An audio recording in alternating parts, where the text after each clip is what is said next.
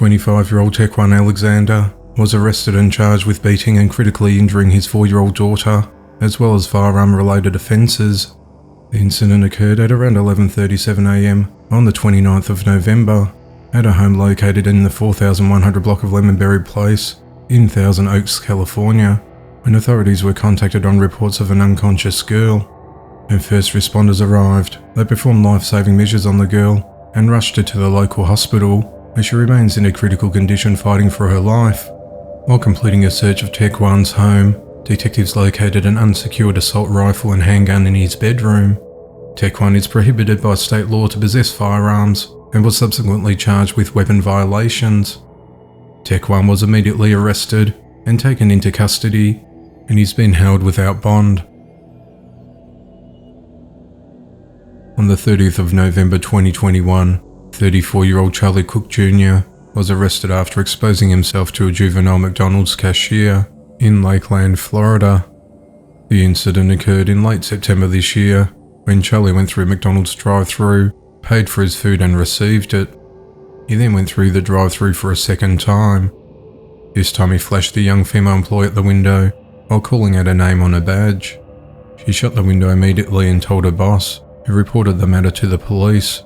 At the time, the employees were unable to identify Charlie and described his vehicle as a black SUV.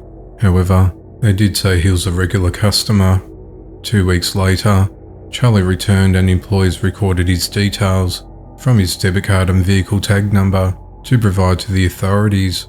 Charlie was then arrested and allegedly confessed to committing the crime. He was then held at the Polk County Jail but bonded out for $750. On the night of the 25th of November 2021, 37-year-old Victoria Hidalgo of Port Charlotte, Florida, was arrested and charged with child neglect. Earlier that day, officers arrived at Victoria's home after a friend requested a welfare check on her. The woman told the authorities that Victoria had called her, and she sounded as if she was drunk, and Victoria told her that she had fired a gun inside her home, which prompted her friend to go to her home to check up on her.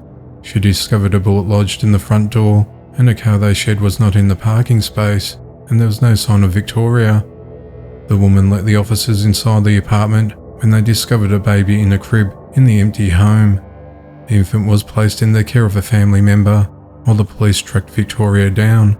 She was found in the passenger seat of the vehicle that had been pulled over near the intersection of Port Charlotte Boulevard and Tamiami Trail. Her car was driven by 49-year-old Robert Sampson. Victoria's eyes were bloodshot and watery, her breath reeked of alcohol, and her speech was slurred while being questioned. Robert told the officers he just met Victoria at the Paddy Wagon Irish pub. He said he'd offered to drive her home because he was concerned about her safety. He denied knowing anything about the situation at Victoria's home. Victoria was arrested and charged with child neglect without great bodily harm and was released on a $3,500 bond.